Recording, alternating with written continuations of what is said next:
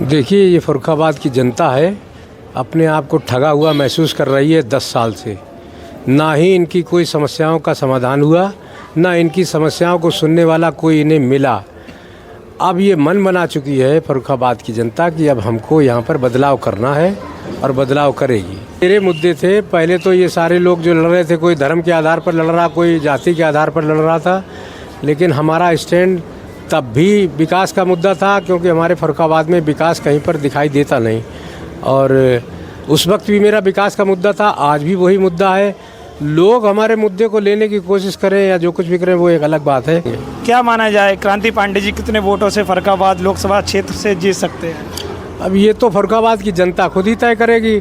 हम लोग जिधर जा रहे हैं उधर बिल्कुल मतलब खुले दिल से मिल रहे हैं और आश्वासन भी दे रहे हैं कि भैया आपकी बार हम आपको ही वोट देंगे, सबको देख लिया, आपकी बार आपके साथ खड़े होंगे। फर्रुखाबाद की बात की जाए तो फर्रुखाबाद लोकसभा क्षेत्र में आप किन किन मुद्दों पर चुनाव लड़ रहे हैं?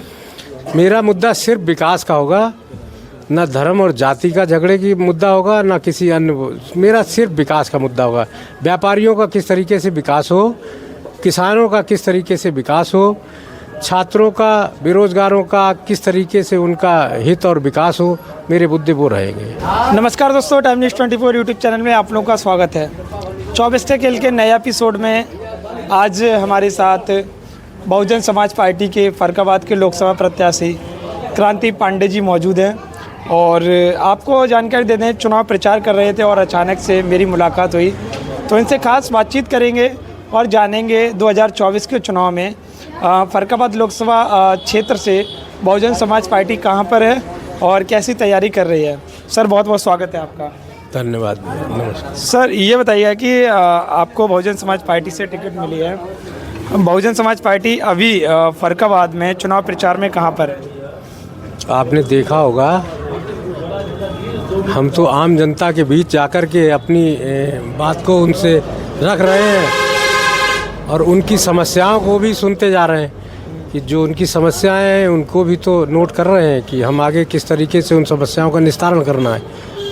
वो चीज़ें हम अपने आप में ऑब्जर्व कर रहे हैं कि इन समस्याओं को हमें सुलझाना है।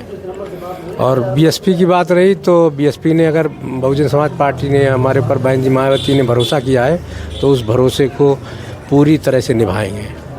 सर, ये बताइएगा कि वर्तमान में यहाँ पे भारतीय जनता पार्टी की सरकार है और यहाँ पर सांसद हैं मुकेश राजपूत जी, और समाजवादी पार्टी से हैं डॉक्टर नवल किशोर साक और बसपा से हैं आप। और ये बताइएगा कि भाजपा को कैसे टक्कर देंगे? भाजपा भी यहाँ पे लगातार 10 साल से यहाँ पे सांसद हैं।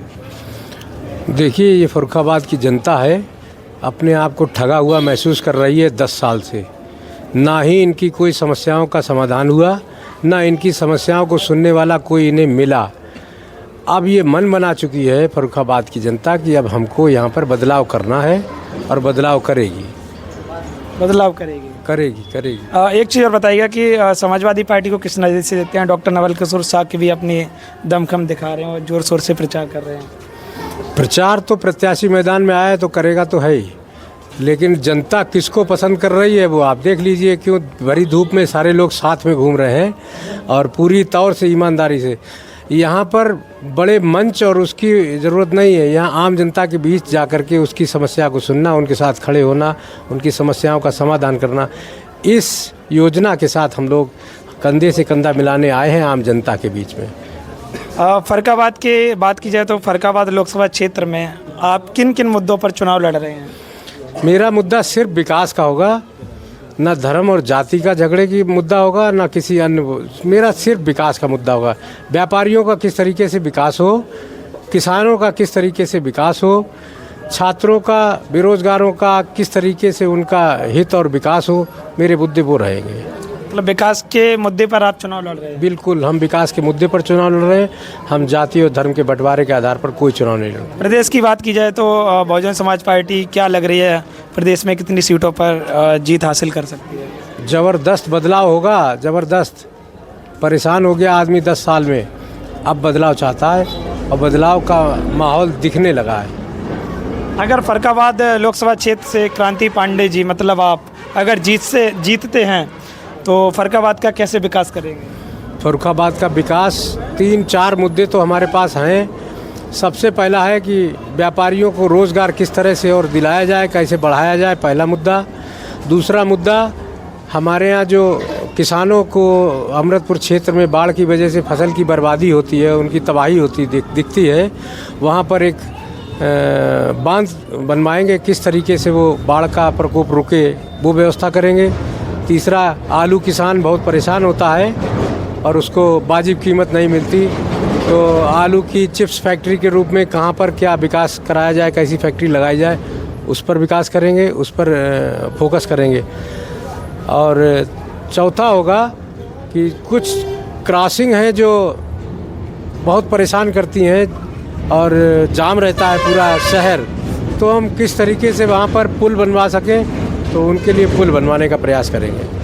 मतलब आपके वही मेन मुद्दे हैं जो और भी पार्टियों के मेन मुद्दे हैं, क्रॉसिंग बनवाना और यहाँ पे समस्या बाढ़ की बहुत आती है, उसके लिए ब्रिज वगैरह बनवाना, वही पुल वगैरह बनवाना, यही आपके भी यही आपके मुद्दे हैं? ये मेरे मुद्दे थे। पहले तो ये सारे लोग जो लड़ रहे थे, कोई धर्म के आधार पर लड़ रहा, कोई जाति के आधार पर लड़ रहा था, लेकिन हमारा स्टैंड तब भी विकास का मुद्दा था, क्योंकि हमारे फर्रुखाबाद में विकास कहीं पर दिखाई देता नहीं, और उस वक्त भी मेरा विकास का मुद्दा था, आज भी वही मुद्दा है। लोग हमारे मुद्दे को लेने की कोशिश करें या जो कुछ भी करें वो एक अलग बात है, लेकिन मैं अगर सत्ता में आया और मैं जीता तो आप ये मान लीजिए हम इन मुद्दों पर जो हमने विकास की बातें की हैं वो पूरे करेंगे। सर, युवाओं का राजनीति में अहम रोल माना जाता है, युवाओं के बारे में क्या कहेंगे? बिल्कुल होना चाहिए अहम रोल। देश की जो जिम्मेदारी है वो कौन उठाएगा? युवा नहीं उठाएंगे तो कौन उठाएगा? जो हमारे बुजुर्ग हो चुके पहले उन्होंने उठाई थी, अब वो जिम्मेदारी हम लोगों के कंधों पर डाली है तो उठाना चाहिए। लेकिन छात्र राजनीति से उठकर आने वालों को ही राजनीति में आना चाहिए, क्योंकि वो अच्छा या बुरा सीख करके आते हैं, उनको ये आभास होता है। तो हमारा एक मानना है कि छात्र राजनीति को भी थोड़ा सा बढ़ावा देना चाहिए। अच्छा, जैसे बहुत सारे छात्र इस सरकार से नाराज़ भी हैं, बहुत सारे खुश भी हैं, तो अगर आप जीतते हैं तो युवाओं के लिए क्या करेंगे, छात्रों के लिए क्या करेंगे?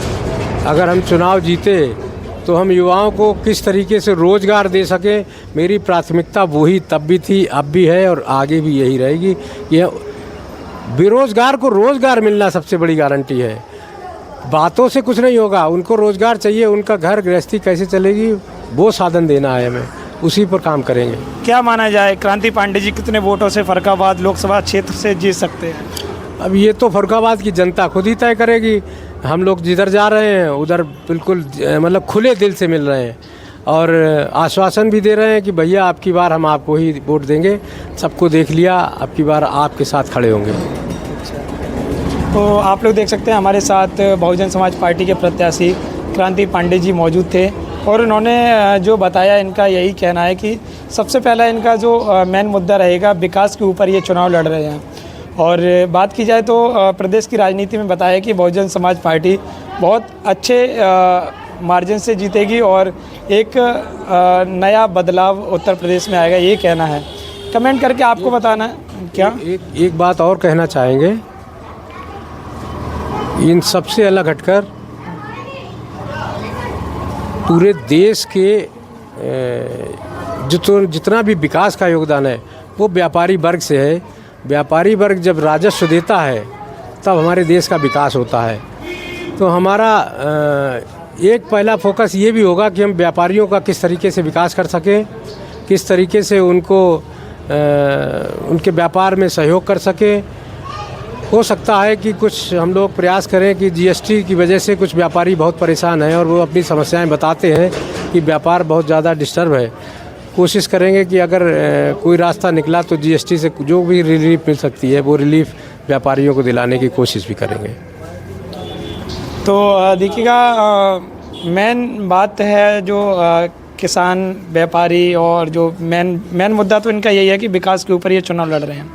कमेंट करके आपको बताना है कि फर्रुखाबाद लोकसभा क्षेत्र से बहुजन समाज पार्टी से क्रांति पांडे जी हैं और समाजवादी पार्टी से डॉक्टर नवल किशोर साक्य जी हैं और भारतीय जनता पार्टी से मुकेश राजपूत जी हैं। आपको क्या लग रहा है, आपके अनुसार फर्रुखाबाद का नया सांसद कौन बनेगा? कमेंट करके आपको बताना है। बहुत बहुत धन्यवाद। Thank you so much sir. धन्यवाद।